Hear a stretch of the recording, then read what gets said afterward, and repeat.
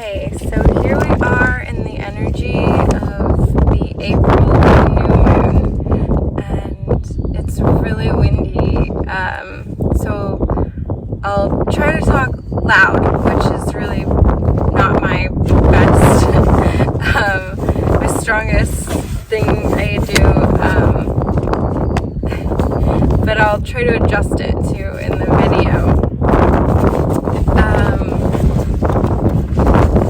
I'm just so excited. I'm so excited for like all the sunshine and flowers and everything and spring, and this lesson I think is one of the most important ones. We're finally getting to, that space where we can understand and openly kind of accept these crazy ideas maybe that I threw out there in previous months. One of the ones that I think is really important is that I tried to talk really nicely about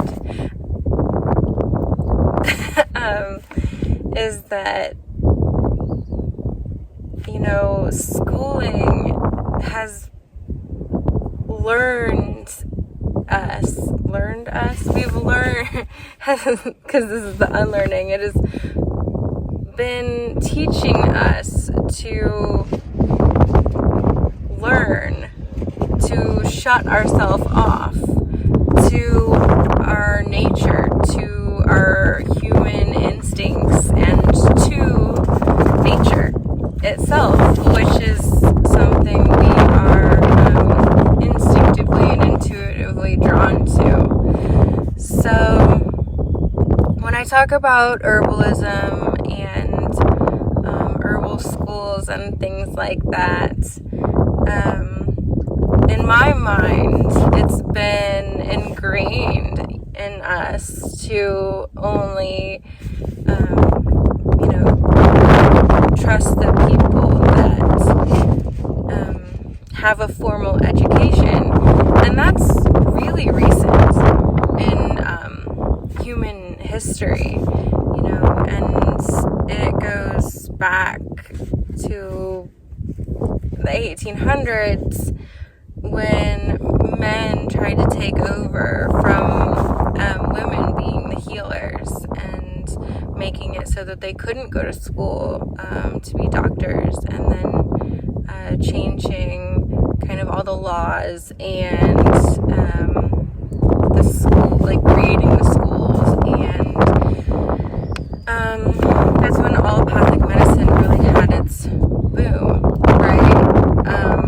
We could go into that and talk about all that kind of fun stuff, but that's not what we're talking about here. But I like to look at herbalism as in relation to something like music and art. And these are things that when you go to school for it, it takes away the essence of it. These are things that are human. And these are things that shouldn't have a structure or be confined to, you have to do this a certain way or anything. In poetry, I'm a big one on that. No structure. And let the things come to you. We're vessels for these experiences. And, when you set up the grid for the art, or you do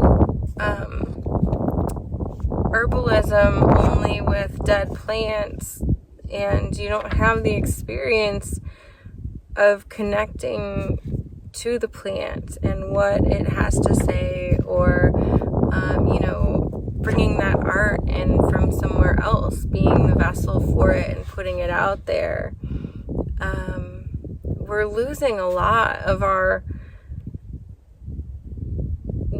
ways. just and our purpose. And everyone can be an herbalist or make art and make music or write poems. That's what we are supposed to do. We're supposed to express these gifts given to us from other places in whatever way that it's supposed to be expressed. And really, there's a lot going on in this chapter, like there usually is in a short amount of space. But really, that's kind of the takeaway. The most important one, I think, is to allow yourself to be open to being that vessel and to listening to the plants and what they want, what their experiences are. I talk about how different the same plant with the same name can have different experiences, like people in different places, and have different knowledge, different things to offer. And you just have to be open to that and open to listening and asking and sincere and knowing the right plants. That's important, to know the right plants. I am so excited for you to take your tree because the pine tree it's like a grandmother, tree, and it's just like the friendliest tree, and that was my first real experience with this when I was really young. I don't want to say first, but really opening me up to it, and I was probably like 4 or 5, and I'd sit under these pine trees on this haystack and listen to their stories, and I felt held there, I felt taken care of, and it's a wonderful feeling to feel that from nature, and to express what you have been told, and express your art, express your music, express your words. Who cares if they don't follow guidelines, or if it's not good compared to someone else or society's standards? Everything is beautiful if it's created with intention. And so yeah, that, and also one last thing. I talked briefly about the plants that exist around you, and how it might be more important to know just a few plants to be successful in healing than to know a bunch of plants that you don't really have access to. Well, we do now, but wouldn't have had access to because you don't really know those plants. And I believe that everything we need is under our feet, and this whole superfoods, and you have to get this special root from this place, whatever, it is a marketing scheme. And if you look at where these things are sourced, yeah, it says like fair trade, or it might say organic or whatever, but cacao and like acai, things like that, like they're taking away people's lives. Like, they're making people plant like the cacao trees and farm them, kind of like what the government did with corn. And so now they're in this huge debt, and it's basically creating this awful sort of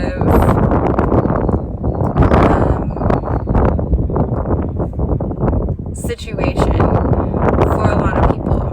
And we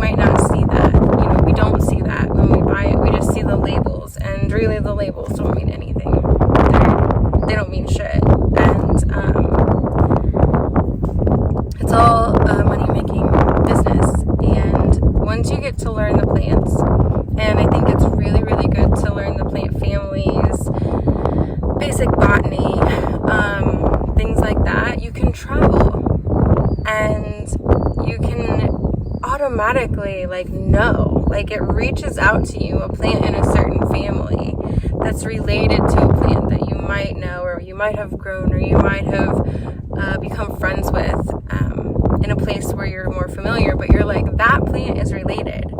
So you touch it, you feel it, you smell it, you do all these things. You could even taste it a little if you know and it's safe. But then you know that it has the same properties and it has the same abilities as the other plants. And you can take that with you everywhere. And everywhere you go, there's these plants with the same properties and abilities. And it's amazing how they adapt to different environments. And we don't really. We do to an extent, but we also have, our comforts. We have air conditioning, we have heat, we have all of these things. But these plants, they stick it out and they adapt, and they might create a different plant, that's in the same family, but it has the same properties, and so you can use that. And with the example of the dandelions growing somewhere, take note of what grows around your home, or grows around where you are, or what you see a lot of, what stands out to you a lot. And then look it up, because what it does, because that plant is reaching out to you. It's telling you that you need it. And my example with the dandelions, there's this person that just has this, it's set on getting rid of the dandelions in the yard, and getting rid of the dandelions in the yard, and it's eventually the yard with the most dandelions. Well, this person needs them to cleanse, a blood cleanser and a liver cleanse and things like that, to be healthy. But it's just that we're blind to it. We've been learned into this other system. So that's what we're doing, right? We're unlearning that system. And I hope that you're enjoying yourself, and I hope that you're keeping up with all the other activities. I know it's a lot. But remember, just do what you can and do what you feel. And I encourage you to express your humanity and your humanness in any creative ways possible. So I'll see you next new moon.